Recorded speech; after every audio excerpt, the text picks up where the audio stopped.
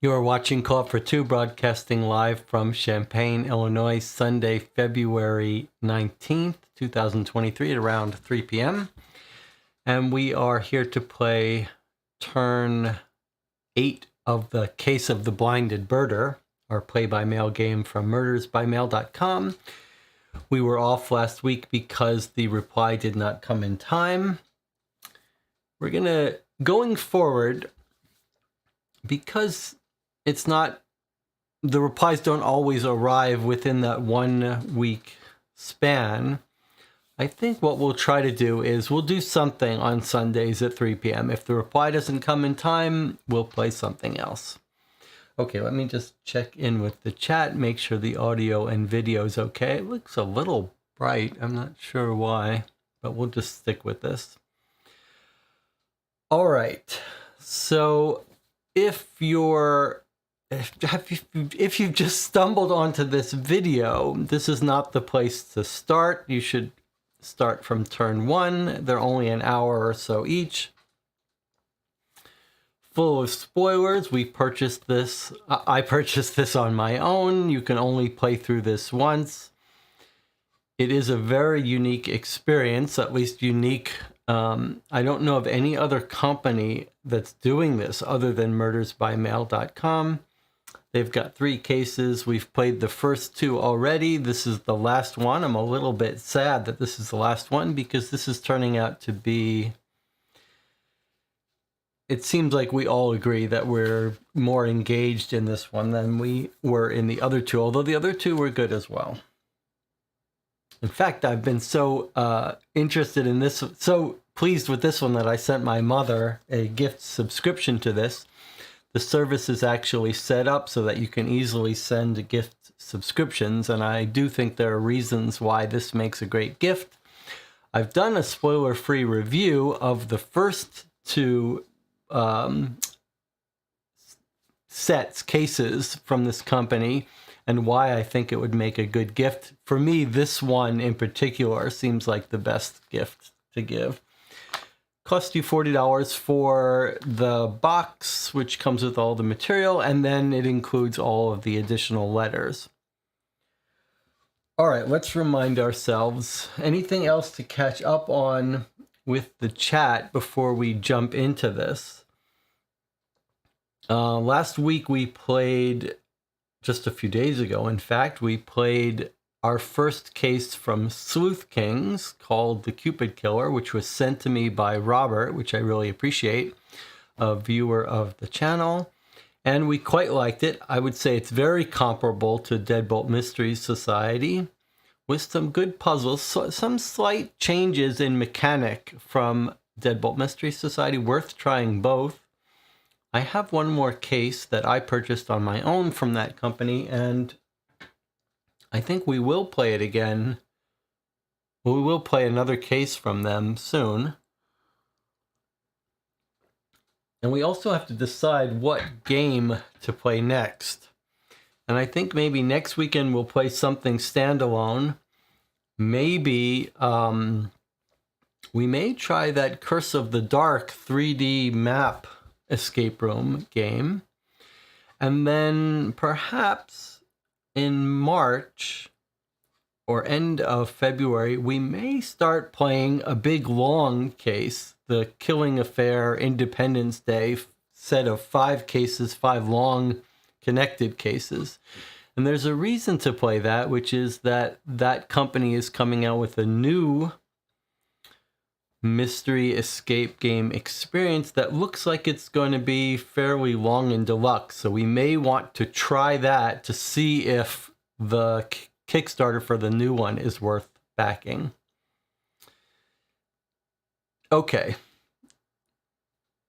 let us see what we've got here. Let's look at our new reply. To remind us where we went,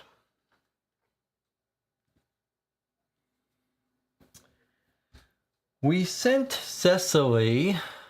Let's see, where is Cecily pointing? Where's her little arrow? Looks like something went a little bit awry here. But we sent Cecily down here. In fact,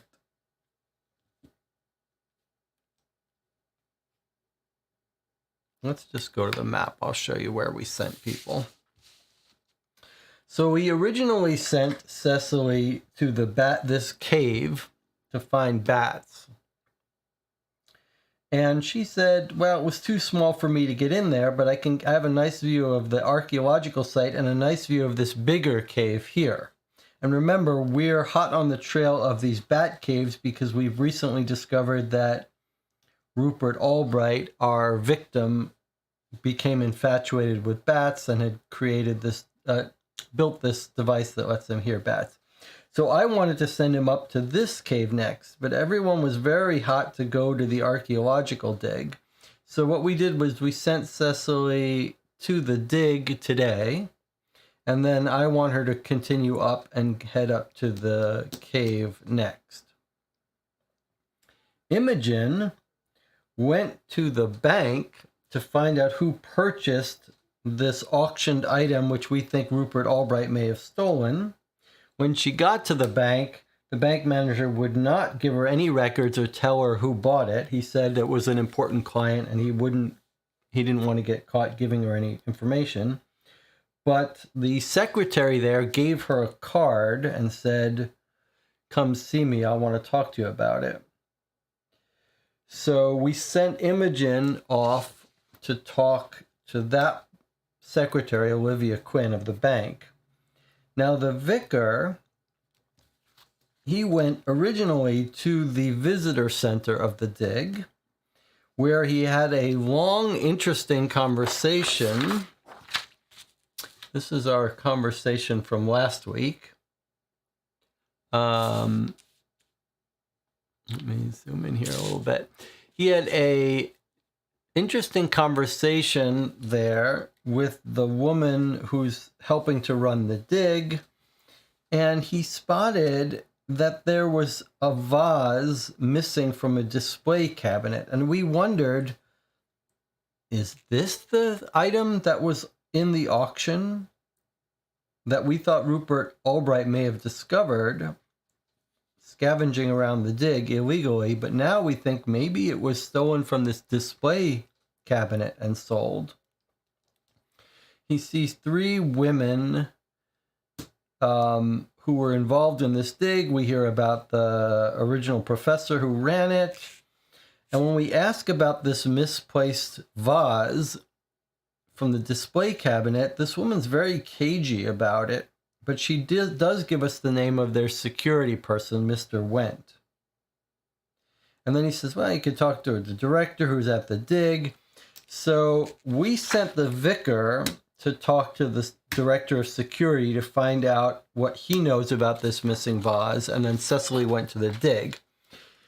So that's where we're going today, to the secretary of the bank, to the dig site, and to Mr. Went, the security guy. I do want to make sure we do head up to this other cave. And the other place that we've been threatening to go to for quite a while is the Coral Society to find the woman that Albright was talking to about the auction.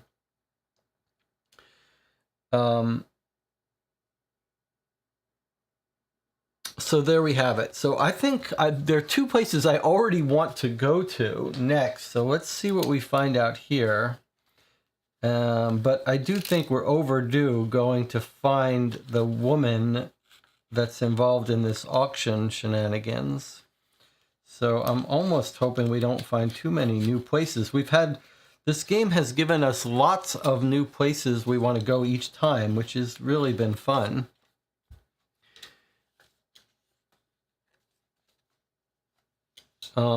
I hope my mother is not. My mother likes to stop by these streams when she can't sleep, but I do hope that she is not remembering not to watch these streams since she's now playing this game. And yes, we'll see if there are any differences. I hope I remembered to thank Robert for sending me that Sleuth Kings game. If I didn't, thank you very much, especially since these games are expensive for one-off games, and I buy them myself or trade them. Sometimes I buy them used, but we don't get them sent by the company, so it does take a bite out of the wallet. So I do appreciate that Robert sent me that game. The other reason I appreciate it is because I do tend to try to buy games used or trade games. On Board Game Geek, you can trade games, and I do a lot of board game trading. I used to do more in the past when the shipping rates weren't so high. But it gets a little trickier with these escape room and puzzle games that are filled with props, because one worry is that they won't all make it back in when you buy it used. Another worry is that someone may have marked them up. And I think in general, I tend to think, well, just roll the dice and go with it. It's no big deal. But it's a little trickier when I review them on camera, because if I buy some used mystery game, some document dump game, whatever, that's got lots of documents, and we play it and something seems wrong about it, and I criticize the game, and I say, look at this horrible game, it didn't have this piece of evidence, we were missing a piece, we needed to know some information, and then I say bad things about it, and then it turns out that what happened was I bought it used and it didn't, and the person forgot to send this one piece or lost this one piece or wrote on it. Then I've criticized on YouTube a game that was my own fault. So I'm a little more nervous about playing used games on the channel. So being sent one from someone that I at least know, I know the provenance of the game, and I know that they probably took care to make sure all the pieces were there, is a little more reassuring. Okay, let's see.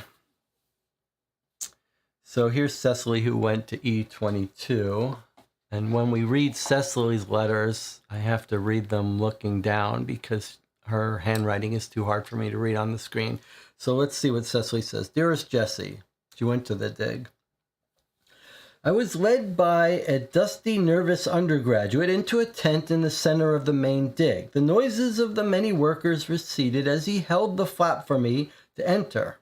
I entered a paper-strewn but organized space. Dr. Carwood, he said, there's a Miss Miller here, says she's looking into a crime. An attractive woman with blonde hair and khaki overalls looked up from a drafting table. She removed her glasses and took me in slowly. Thank you, Mr. Kawamoto, she said. I'll take it from here. The young man left us alone. Cecily Miller, I offered. Dr. Kathleen Carwood. I'm the director of Danham Hill. May I say it's admirable for a woman to run such a large operation. Well, thank you, she said, with intense attention on me. It's my life's work. I started here in 41. Dr. Hounscliffe was in charge then. He was the only senior archaeologist who would even give me a chance. Allowed women because men were in short supply during the war, but also because he believed in us. When we published our first paper together, our findings were dismissed because the field labor was put in by women. Infuriating.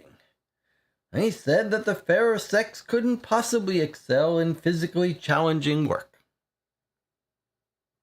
They might reference childbirth, I suggested. She made eye contact with me. Now, what is this about a crime? Something in her manner made me hesitate. I think you know, I said. She licked her lips. I refused the desire to say more. After a painfully long time, she spoke. The theft, you mean? We had a minor piece go missing from the Visitor Center Museum. Bit of pottery. Nothing too valuable. Well, I'm not here about a theft, I said. Did you know Rupert Albright?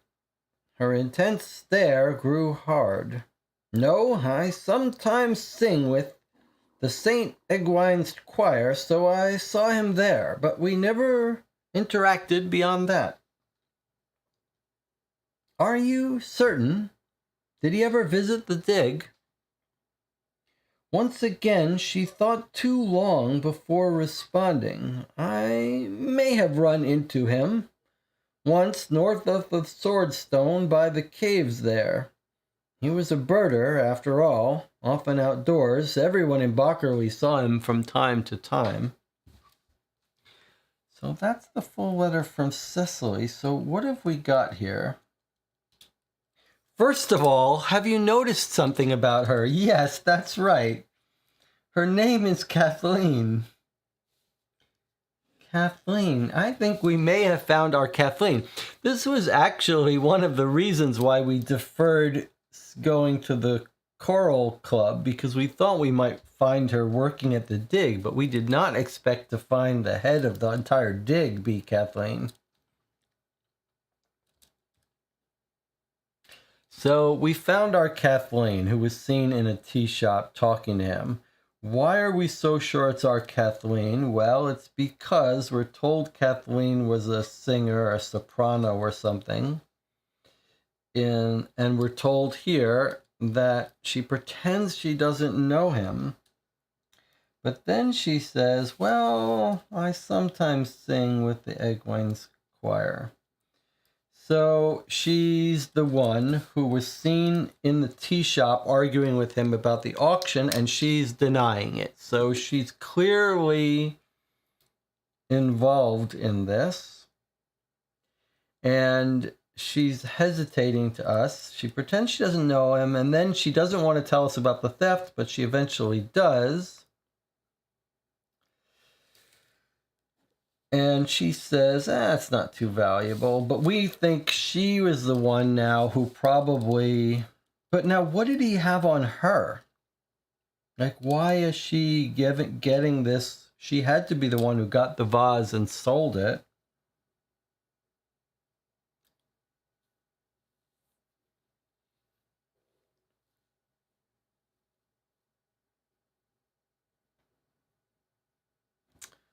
She ran into him once north of the Swordstone by the caves.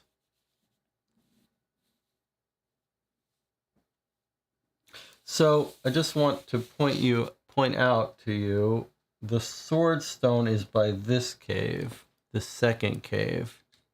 So you can see the Swordstone. She ran into him there near this cave, which is where we think he is going. But now this does give us a possible another place we might want to check out Swordstone, although I assume it's just relevant because it's near that cave.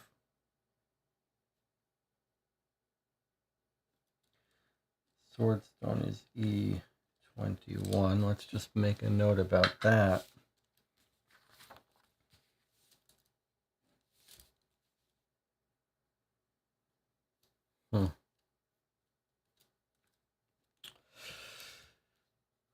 Kathleen Carwood. Did he ever visit the dig and then her long delay? Wow, this is very interesting. Now let me check in with the chat, see any theories here. The person in charge stole her own vine. Doesn't seem right. Debbie says he must have had some kind of hold over her. That's the part that's so weird.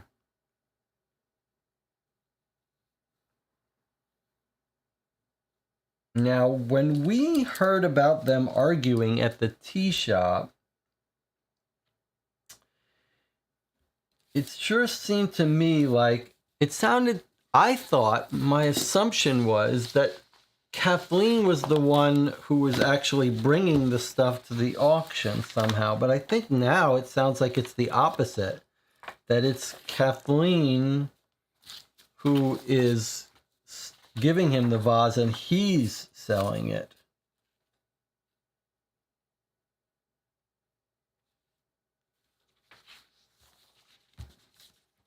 What does he have on Kathleen?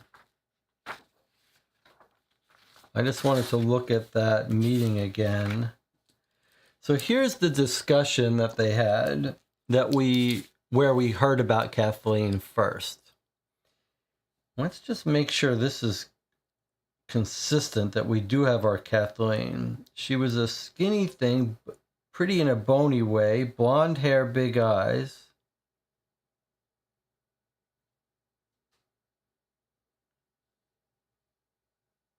I couldn't hear what they're talking about. She got mad at him, sit back down. They were arguing. In the end, she stormed out. As she was leaving, he called after her and said, "The auction's not your problem, Kathleen. It's mine. You just do what you're told." Nasty man. Wow. How do you talk to the director of a dig like that? I mean, she is a serious, powerful professor running this entire operation. How could he talk? How could he get away with saying, "You just do what you're told"? She doesn't seem like she would take that from him unless he had something really hanging over her. Is there any possibility this isn't our Kathleen? It's got to be our Kathleen. There's not going to be another Kathleen who sings in the choir. Fascinating.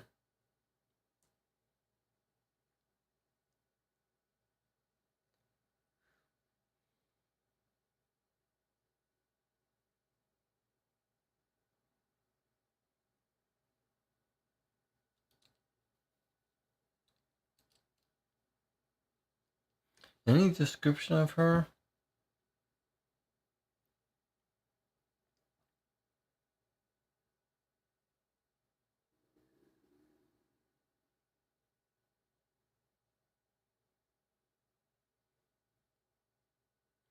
I mean, we could talk to the other people who know her to get more information. Okay, the director. Let's back up a second. Let me just write this down.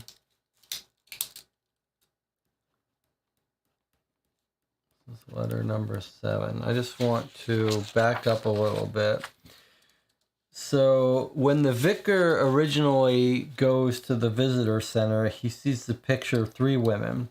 Tall blonde, a sprightly brunette, and a dark-haired shovel wielder. Janet Rosso is the shovel wielder. He recognizes her. So we've got Janet Rosso there's 3 women who worked for this original Professor Hounscliff. One is Rosso. The other one is Kathleen, the director. Well, I'm not going to write down that that's the director. Does she describe which one is the director?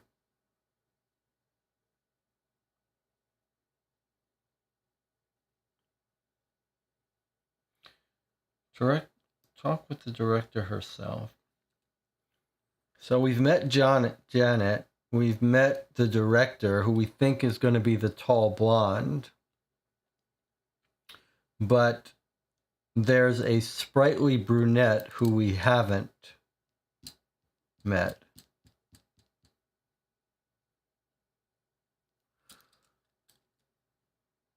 Entrusted as you are with the legacy of Dr. Franks, I think I overlooked this a little carefully. We've got the main professor, current Hounscliff.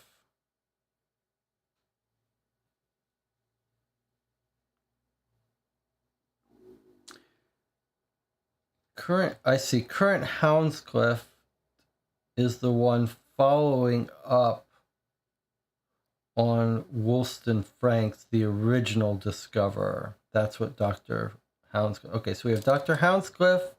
First guy is Wollstonecraft. Second guy is Hounscliff. Then the three women take over. And we think we know two of the women now, but not the third. So let's just remember that we don't know...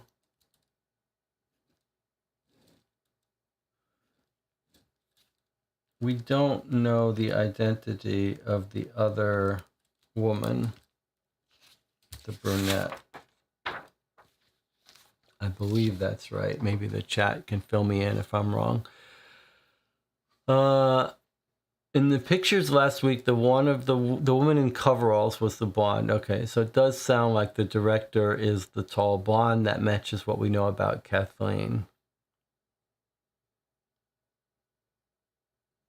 And the ghost was said to be wearing coveralls. That's quite interesting. Blonde ghost, that makes sense. That would make sense if Kathleen, is that what happened? He's out there searching for bats. Did he stumble and discover Kathleen was doing something up to no good? Maybe faking dig discoveries, and then he's blackmailing her? That's an interesting idea, isn't it? It does seem like he has something on her. All right, let's continue. We don't have really new... We didn't learn anything new. I mean, we did absolutely learn something new about Kathleen. That we found Kathleen. But we didn't learn any new places we want to go, unless you count the Swordstone as a new place. But she just says, I met him once north of the Swordstone. So, really, it's the caves that we care about. Okay, let's see what Imogen...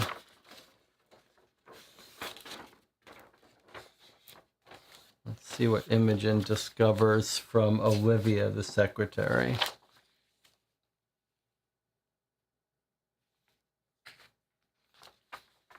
Imogen Bickford Smithy with her dog Wooster. Dear Jessie, when Wooster and I arrived at Olivia Quinn's home, I was struck by the change in her.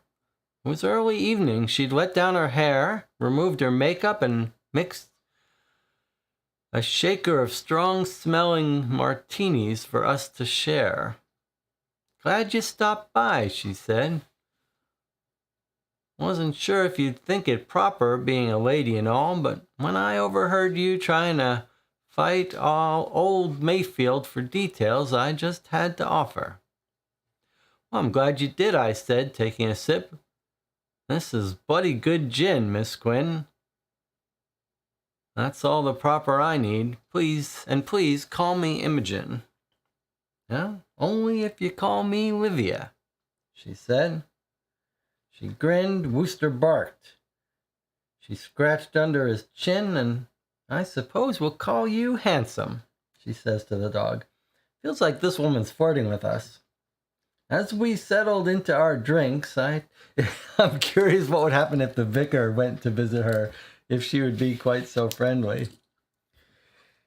We settled into our drinks. As we settled into our drinks, I told her about Albright and what we'd learned. Yeah, sounds about right, she said. We didn't see him much around the bank, but I can tell you this. I didn't like him. He treated the tellers as servants, like spat orders in that too quiet voice of his, and then get surly when they couldn't understand him. Half the time he'd leave one of the girls in tears. I'm not saying he deserved a bullet in the eye, but I could see somebody wanting to put one there. I said. The more I learn about him, the less I care for him. I can confirm he didn't have much money, but about a month before he died, I saw two interesting transactions come across the transfer desk. First, Albright got £92 transferred into his savings from Huckle and Shaw, the auction house. Then at the same time, H&S deposited a bloody mess of checks from the auction they'd just closed. At least a score of different buyers.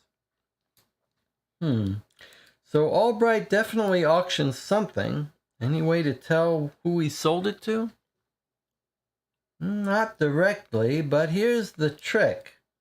H&S charges the seller 8% commission. Follow?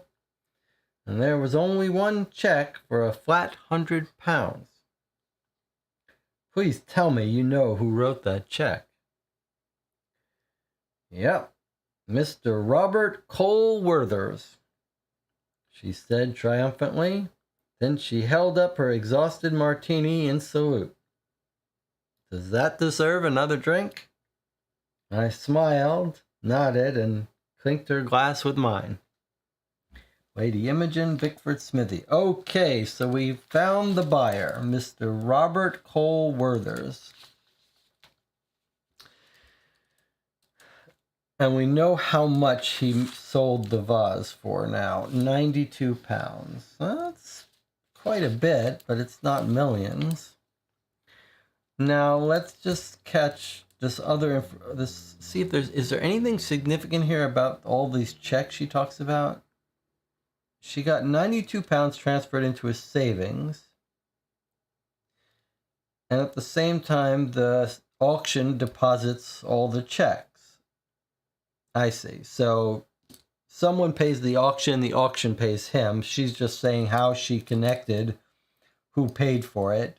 She says the auction got a check for exactly £100, and that's, I don't know why she says, oh, I see. The auction charges 8%. So you take the £92 that he got is 8% minus 100. Makes a lot of sense.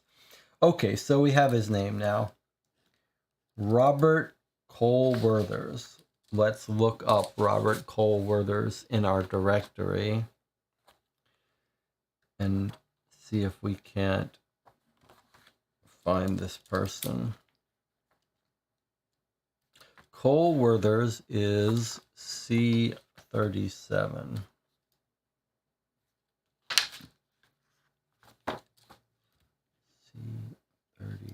C37. Let's see where that is on our map.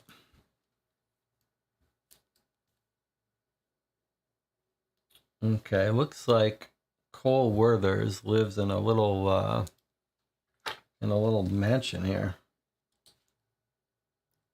Although it's near the railway tracks, that's not where you would normally think the mansion is, but he lives in a whole secluded area in a big giant house.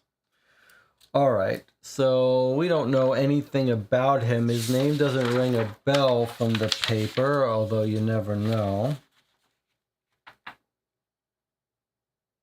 If we may have overlooked it. Doesn't matter, we'll want to talk to him for sure. All right.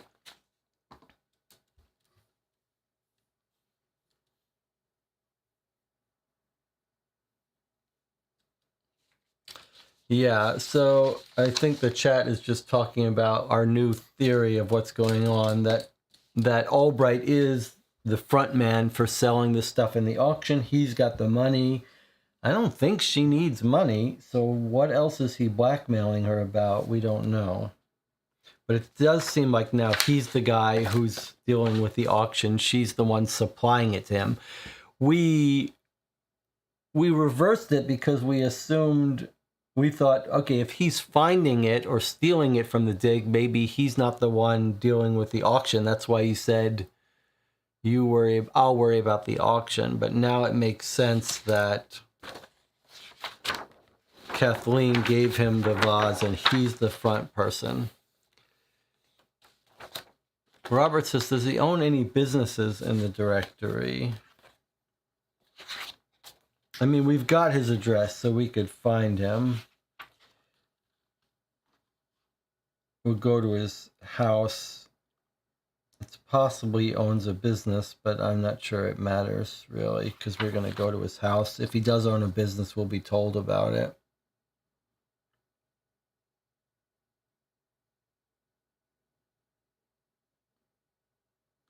What's his name?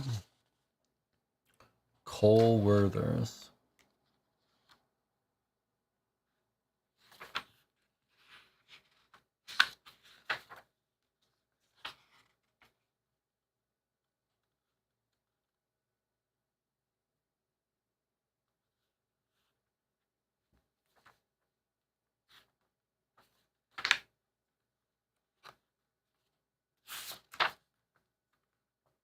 Anyway, doesn't matter. We'll find it. But let's not forget about our other contacts here, which we always forget about. The reporter at the neighborhood newspaper.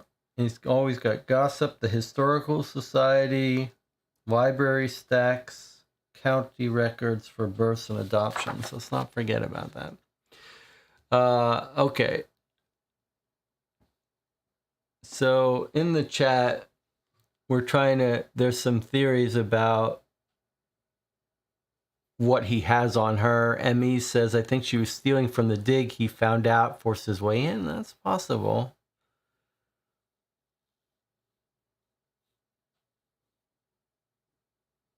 Albright's getting less likable as the game goes on. Yeah, it's true. We are getting lots of bad news. Okay, let's see what the Went, the security guy, has to say. Remember, my theory is that these 3 high-powered women running the dig might rub the security guy the wrong way, who might feel like he's being treated as below them.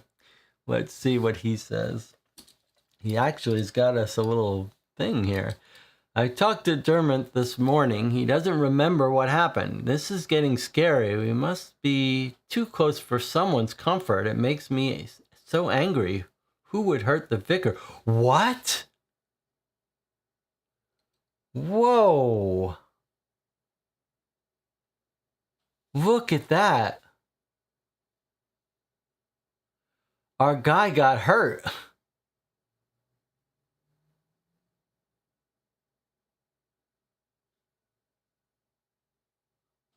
Our vicar got hurt. This is not him sending this back. This is a thing from Cecily. Vicar Dilbertson hospitalized in London after a violent assault, and Dermot Dilbertson, our vicar, doesn't remember what happened. Vicar Dermot Dilbertson was taken to St. George's Hospital, South London, on Tuesday after being attacked while visiting a parishioner in outside Bockerley. He was found by Miss Cecily Miller, a close friend of his, who grew worried when he didn't arrive for their book club. She reportedly walked to the address he'd mentioned and discovered the vicar collapsed on the front stoop.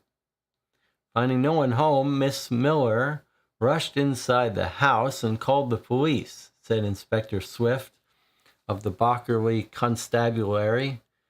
It's a lucky thing she did. He'd clearly been struck on the back of the head and lost a lot of blood. Ambulance crew was concerned enough that they elected to take him directly to St. George's. Cottage where he was discovered belongs to Arthur Went, a security guard at the Danham Hill Museum. Mr. Went is missing. The police are keen to find him. Inspector Swift asks that anyone who's seen the man reach out to the police immediately. Swift emphasized that Went is not a suspect at this time. We're actually worried about his safety, said Swift. We have some evidence that suggests whoever attacked the vicar may have done the same to Mr. Went.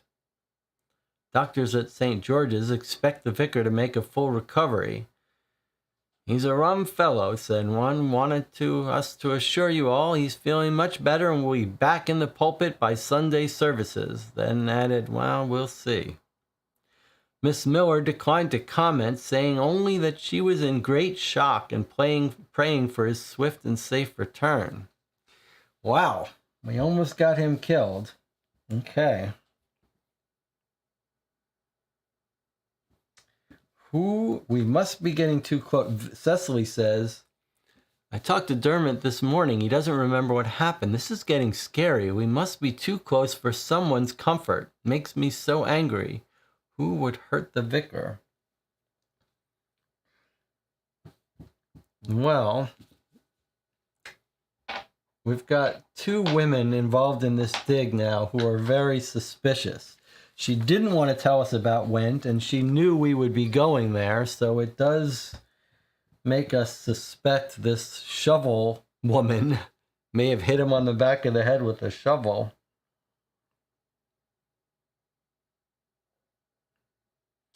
So we can't, and Mr. Went is missing. And the police says there's reason to believe that Mr. Went might be attacked. Maybe they've seen his house has been turned upside down. This would be, it wouldn't be crazy to expect that the dig people knew he was going to tell them something, and so they had to beat him to it and get rid of Went and get rid of this guy. He's a security guard at the Denham Hill Museum. That's the one we went to talk to. He's missing.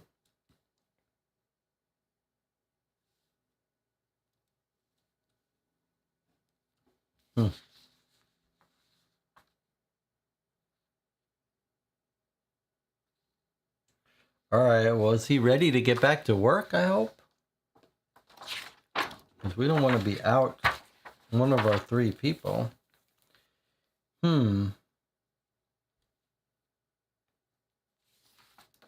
Okay. Fascinating. Is he still in the hospital? Can we visit him? It's a good question. We could either send someone to visit him, but he says he doesn't remember anything.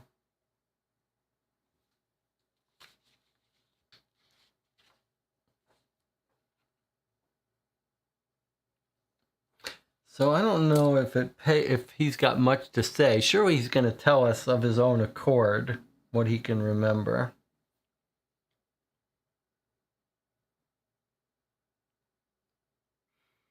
All right, let's discuss where you want to go. I definitely want to send Cecily up where I had planned to send her originally, is to this other cave to see what she can find there.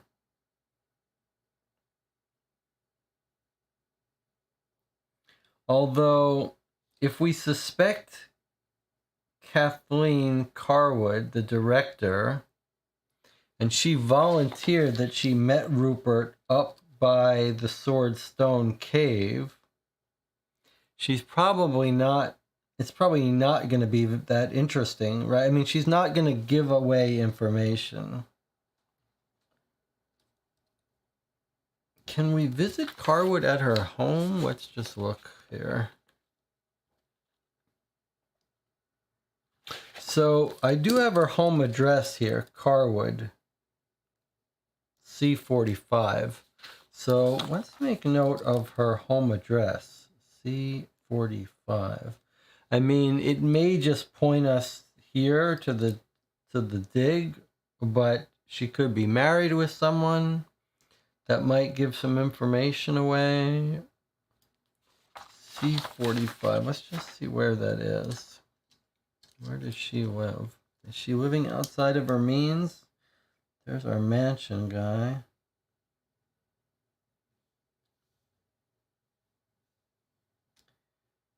C45.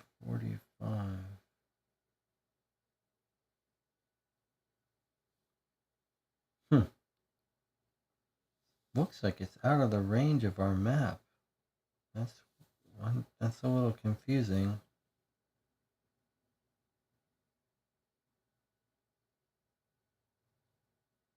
I mean, it's not out of the number range of our maps. Oh no, here it is. C44, C42,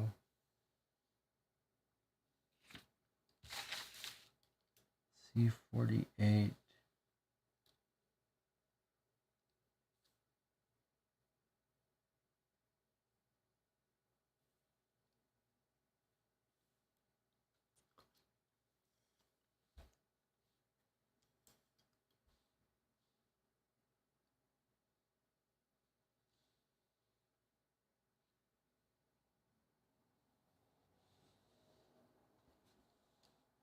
It's not so easy to find C-45. Oh, here it is. It looks like a little cabin next to Clover Rise. That's where she lives. Okay. Well, what do you guys think? Oops. Cecily to the cave.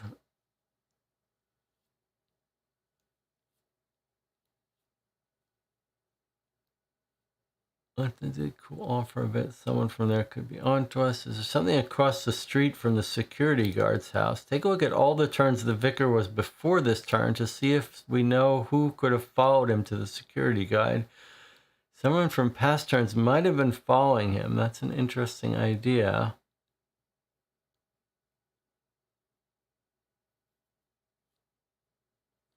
Following up on talking to Kathleen by going to the Bat Cave seems like a bad idea right now.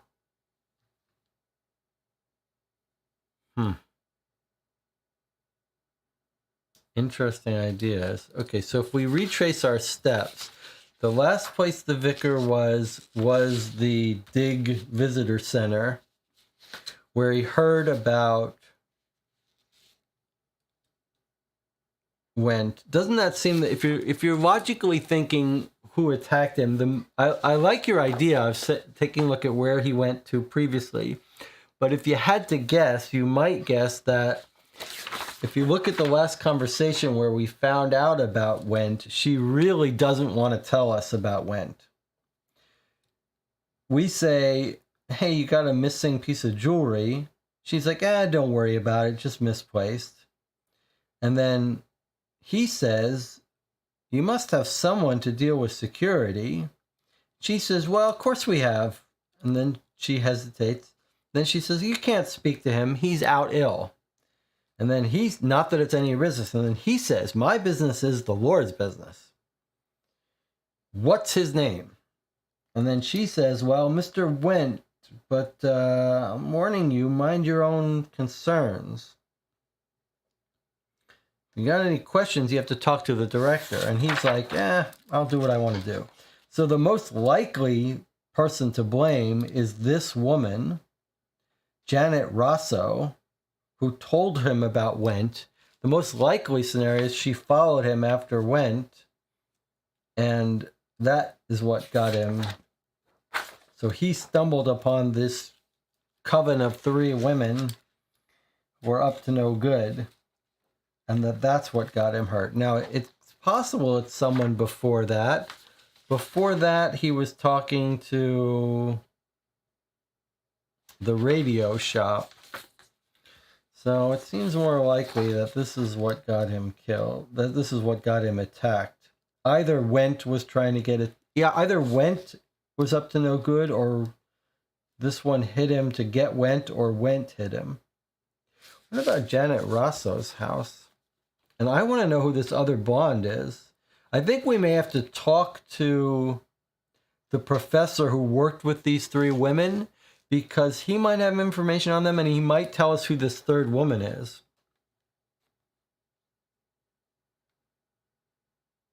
Janet Rosso is at F20. So we could also visit her home.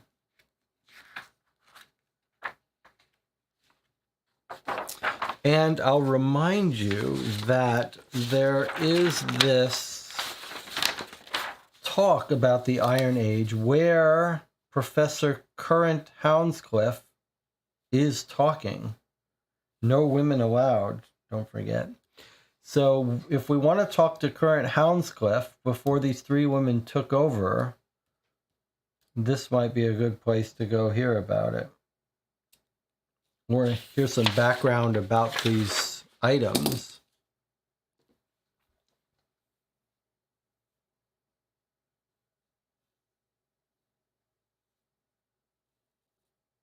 The cave has to be checked out. I agree with that. And Tina agrees with Rob that it's dangerous. Vicar might not have been the target. He could have stumbled on an attack of the guard. That's certainly true. It's absolutely true that the woman at the dig site knew we were going to talk to the security guard, and that's why the security guard had to be attacked. I think that makes the most sense.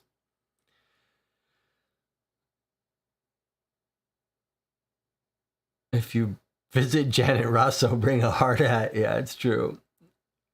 Okay, so let's make our decision here. We're definitely going to send Cecily to the other cave because she's in that area. We need to figure out what Albright found. Although I'm starting to think that Albright really was in love with bats. He just found a way to solve his money troubles, and that there's nothing that he's going to be finding in any cave. So I think the cave is going to be a dead end. I think he's just stumbled on Kathleen up to no good. But we surely have to eliminate that cave. And once we do that, then I think we've stumbled onto these women up to no good. I think maybe we should go to that lecture and talk to Hounscliff and see what he can tell us about these women.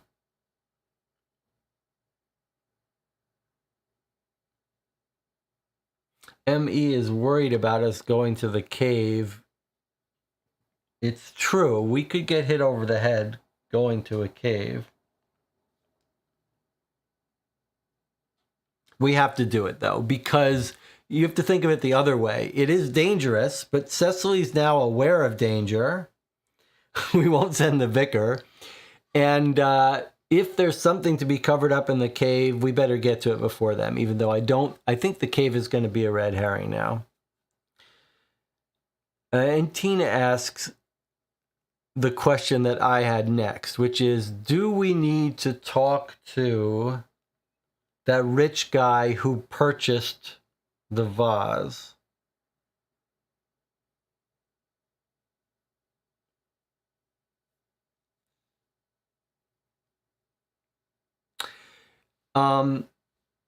And Nicholas says, should we talk to the gun expert? We've stopped investigating the murder weapon. That is a little troubling.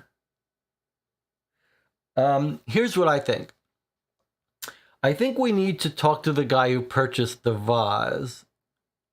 And I agree with Debbie that we should have Imogen continue down this trail, especially since she knows how to deal with rich people. They both are these three named people. Because if this guy tells us that he bought the vase and then he noticed that it looked like one that was in the museum, that is what could have gotten this whole thing started. Like if he realized he just bought a stolen vase, that could be the cover-up and he could be actually in danger. So I think we have to have Imogen follow up this last lead. I mean, she's gone to a lot of trouble. She may have had to, well, she didn't have to do anything to get that information out of Olivia. Olivia was very happy to have her come by for a martini. So I think, though, that we need to have Imogen follow up with this guy who purchased it. Okay, and that person is Robert Colwerther at C37. Robert Colwerther, the auction buyer, although he may not be too happy that we've got his name, that someone gave us his name. We're not going to be able to tell him how we got it. Okay, and then Cecily surely has to go to this cave, even though I'm feeling like it's probably nothing now. But if there's any chance of anything, she's got to do it now before any evidence can get covered up. Although now we really think now that this has nothing to do with Albright finding any stuff.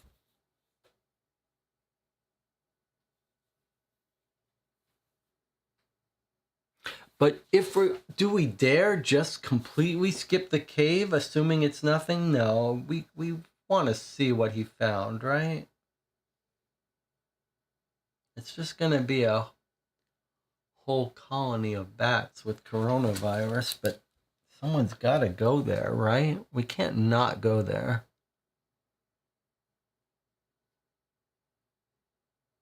We can't not go there.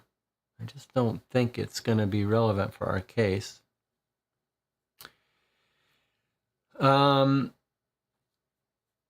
Kathleen said she met Albright there, yeah, or near the Swordstone.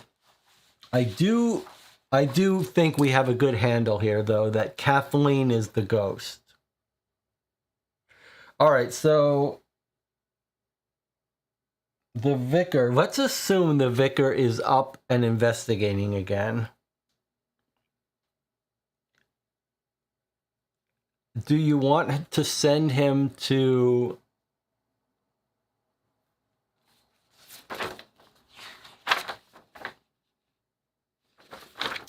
So should we send him to the Talk to try to find Houndscliff, or should we send him directly to Houndscliff's house?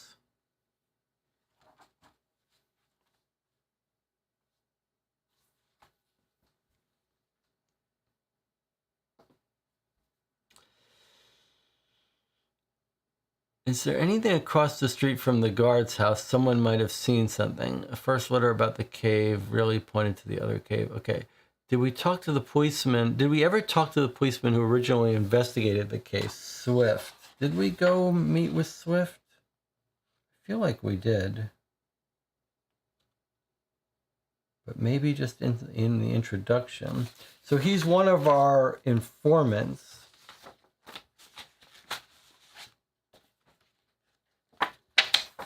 Inspector Swift is at C75. His wife Felicity is delightful, so she might tell us anything. All right, so we have not talked to him yet. So we could talk to the inspector. He might know something about the break-in. And Tina was asking what was across from Went's house, the security guard where he was attacked. Okay, let's find that. So Went was at C53. C53.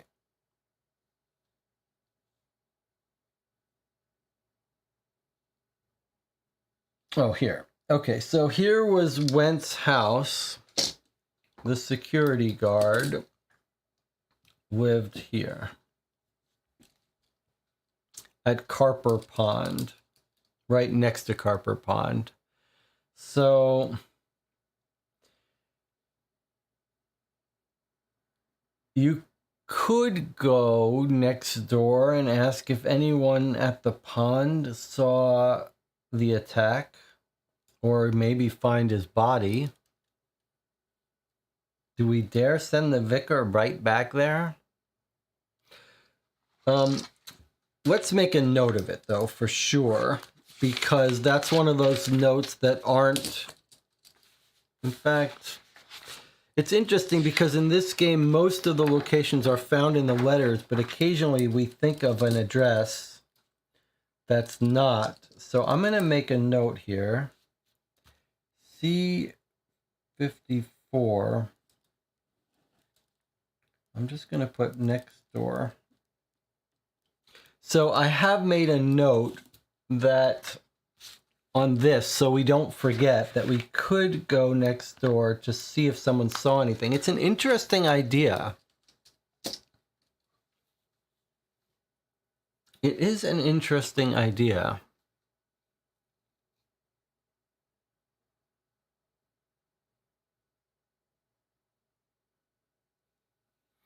Emmy says Vicar should go where there's lots of witnesses.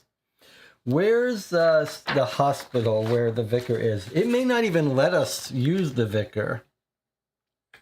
He may be still in the hospital.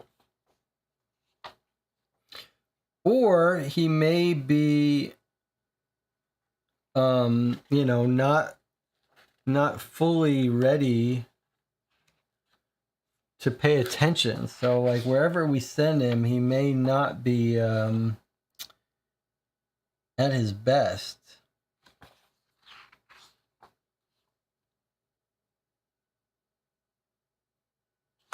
Where is he? Maybe we should send him to the doctors at St. George Hospital, South London. I see. He's not even in town anymore. He's out of town in the hospital. All right. Well, we don't even know if he's going to be available. Send him to Inspector Swift. That's a kind of fun idea. Shall we send him to the investigator? To Swift? Does seem like a safe place to send him. How does the group feel about that? It would be funny if the vicar's next reply is different, shaky handwriting and bad syntax. I wonder if he's even going to be available for us. But I like the idea of sending him thematically to the inspector to find out about what happened to him. Shall we send him there? Let's do that. If we're going to go to the inspector at some point, I think it's a fun idea to send him now to the inspector to see if he can find out what happened to him.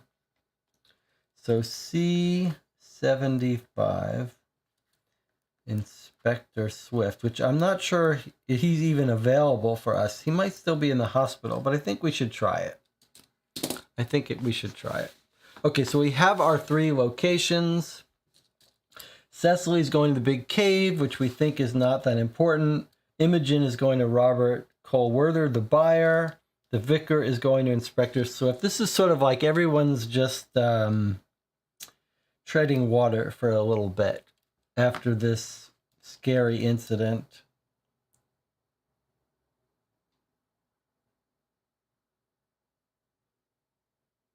The only thing that should give us pause is if we suspect these 3 women, including the director and this other woman. I'm a little bit concerned for the life of the professor who ran this dig originally, like if he knows something. But surely they're not going to kill him. Is there anyone else at risk? Not that we know of. If there's anyone at risk, it could be the buyer of that vase, because I worry that he realized he bought something stolen. M.E. says, if Cecily gets attacked, it's not my fault. I think Cecily can take care of herself. What are we told about Cecily? Little old me, village spinster. She's stubborn. Yeah, but we don't have a brawler among the 3 of them. And Wooster's not going to be defending anyone. So I think first of all, Cecily knows the vicar's been attacked, so she'll be on her guard. I don't think she's going to get attacked. I don't think we were not the target. It was Wendt who was the target. It wasn't us. We just got too close to Wendt. So I think we're safe. All right, here we go. Let's do it. Let's put in our entries here. All right. So Cecily is going to E20, the cave. Imogen is going to C37, which is the buyer. And the vicar, which I wonder if it's really going to let us go, but let's see. Maybe he'll write back and say, I'm sorry, I'm not ready to go. All right, here we go.